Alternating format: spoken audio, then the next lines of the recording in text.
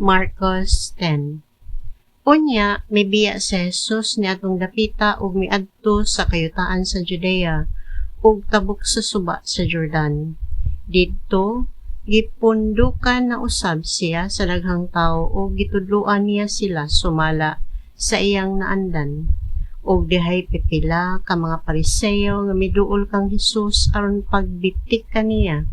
Nangutana sila, nagtugot ba ang atong balaod kang bisan kinsa sa pagbulag sa iyang asawa? Si Jesus misumbalik pagpangutana kanila. Unsa may gisugo ni Moises kaninyo? Mitubag sila. Mitugot si Moises nga ang bana makahimo pagbulag sa iyang asawa human niya himui og sulat sa pakigbulag ang iyang asawa. Miingon si Jesus kanila, kining sugua gihimo ni Moises kay gahi man gud kamog ulo. Apan sa sinugdan sa dihang gibuhat sa Dios ang kalibutan, gibuhat niya ang lalaki ug babaye. Tungod niini mobiya ang lalaki sa iyang amahan ug sa iyang inahan ug makihiusa sa iyang asawa. Ug silang duha mahimo ng usa.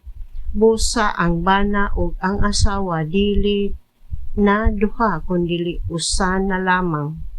Tungod niini ang gihiusa sa Dios kinahanglan nga dili bulagon sa tawo.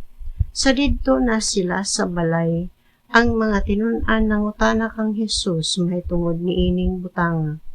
Miingon siya kanila, ang bana nga mobulag sa iyang asawa ug makigminyo sa laing babaye nakapanapaw sa una niyang asawa. Ug ang babaye nga mobulag sa iyang bana ug makigminyo og laing lalaki nakapanapaw usab. May pipila ka tawo nga nagdala og mga bata ngadto kang Jesus aron sila hikapon niya apan gibadlong sila sa mga tinun-an. Sa pagkamatikod ni Jesus niini nasuko siya og giingnan niya ang iyang mga tinun-an. Paari kanako ang mga bata. Ayaw sila kungi kay ang gingharian sa Dios ila sa mga sama niining mga bataa. Iman ininyo kini ang dili modawat sa paghari sa Dios sama sa usa ka bata, dili mahisakop niini. Unya iyang gipangugos ang mga bata, gitapion ang iyang mga kamot kanila o gipanalanginan niya sila. Sa diha nga mulakaw na unta si Jesus, may tawo nga midagan ngadto kaniya. Miluhod sa iyang atubangan og nangutana, maayong magtutudlo, unsa may kinahanglan na kong buhaton, aron madawat ko ang kinabuhing dayon? Nangutana si Jesus kaniya, nganong miingon ka man nga ako maayo? Walay maayo, gawas sa Dios.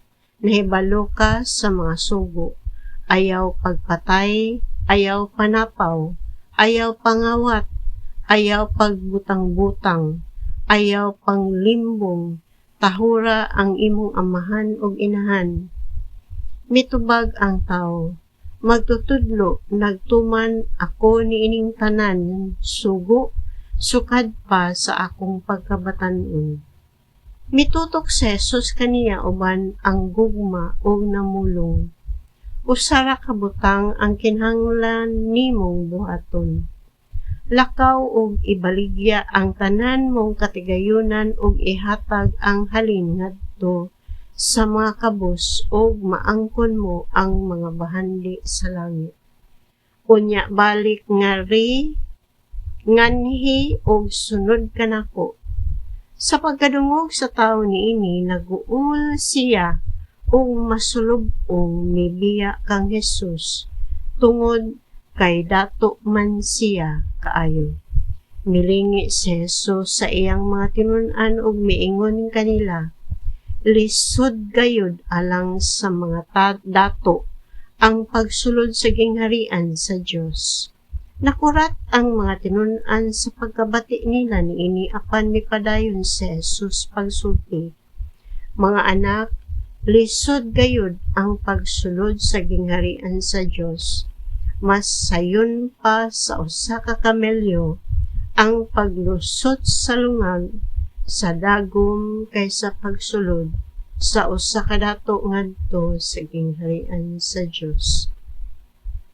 Nahibulong pag-ayo niini ang mga tinun-an o nangutana sila kang Hesus. Kung mao kana, kinsa raman di ay ang maluwas? Mitan-aw si Hesus kanila og mitubag, dili kini mahimo sa tawo apan mahimo sa Dios, kay ang tanan mahimo gayon sa Dios. Unya misulti si Pedro, nasayod ka nga gibiyaan namo ang tanan og misunod kami kanimo. Mingon si Jesus kanila, sultihan ko kamo nga ang mobiya sa iyang panimalay o mga igsuon o inahan o amahan o mga anak o mga uma tungod kanako o tungod sa maayong balita makadawat ug labi pang daghan niining kinabuhia. Makadawat siya ginatus ka mga balay, mga igsuon, mga inahan, mga anak ug mga uma bisan tuod og lustuson siya. Ug sa umaabot nga panahon makadawat siya sa kinabuhing dayon. Apan daghan sa nahiuna karon maulahi ug daghan sa naulahi nga karon mahiuna. Sa didto na sila sa dalan padulong sa Jerusalem, nag-una si Jesus sa iyang mga tinun-an. Natingala sila pag-ayo og nangahadlok ang mga tawo nga nagsunod.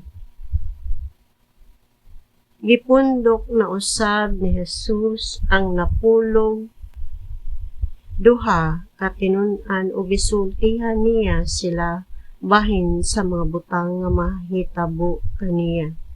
Miingon sa Jesus, pamati kamo. Nagpadulong kita sa Jerusalem ug ang anak sa tawo itugyan ngadto sa kadagpuan sa mga pari ug sa mga magtutudlo sa balaod. Hukman nila siya sa kamatayon ug unya itugyan ngadto sa mga dili Hudeo. Bugal-bugalan nila siya, lud-an, latuson, ug unya patyon, apan sa ikatulo ka adlaw mamanhaw siya. Unya si Santiago ug si Juan nga mga anak ni Zebedeo miduol kang Hesus ug miingon, magtutudlo aduna kami ipabuhat kanimo. Unsa may ipabuhat ninyo kanako? Nangutana si Jesus kanila. Mitubag sila, kun mulingkod ka na unya sa imong trono didto sa imong gingharian nga mahimayaon, palingkura kami uban kanimo, ang usa sa imong tuo ug ang usa sa imong wala. Mingon si Jesus kanila, wala kamoy kalibutan sa inyong gipangayo. Makainom ba kamo sa kupa sa pag-antos nga akong imnan? Makapabunyag ba kamo sa paagi nga ako bunyagan? Oo, mitubag sila. Miingon si Jesus kanila, makainom gayud kamo sa kupa nga akong imnan ug makapabunyag kamo sa paagi nga ako bunyagan. Apan wala ako'y katungod sa pagpili kung kinsa ang palingkuron sa akong tuo o sa akong wala. Ang Diyos mao ang muhatag niining mga dapita ngadto sa gitagaan niini. Sa pagkabati niini sa napulo katinun-an nga suko sila kang Santiago ug kang Juan. Tungod niini gipaduol ni Jesus silang tanan og giingnan. Nasayod kamo nga ang mga namunuan sa mga tawo naghari kanila ug ang mga pangulo nagmando kanila. apan dili kini mao ang paagi nga angay kaninyo. Kun usa kaninyo buot mahimong labing dako, kinahanglan nga mag-alagad siya sa tanan. Ug ang buot nga mahimong labaw sa tanan, kinahanglan nga siya magpaulipon sa tanan. Kay bisan gani ang anak sa tao wala man moanhi aron alagaran kundili sa pag-alagad o paghatag sa iyang kinabuhi aron pagtubos sa daghang mga tao.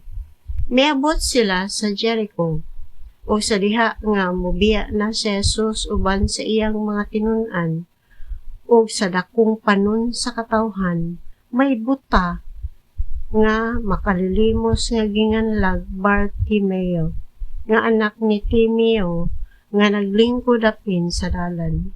Sa pagkabati niya nga maudi ay kadto si Jesus nga taga Nazaret, misinggit siya Jesus kaliwat ni David, kaluy-i in taon ako. Daghan ang mibadlong o mipahilom kaniya apan misamot hinuon siya pagsinggit. Kaliwat ni David, kaluy-i in taon ako. Nihunong si Jesus og miingon, tawga siya. Busa gitawag nila siya, giingna nila ang buta. Paglipay, tindog kay gitawag kaniya. O giwakli niya ang iyang kuko, milukso siya og miduol kang Jesus. Nangutana si Jesus kaniya, unsa ipabuhat mo kanako? Mitubag ang buta. Magtutudlo, gusto unta ako nga makakita pag-usab.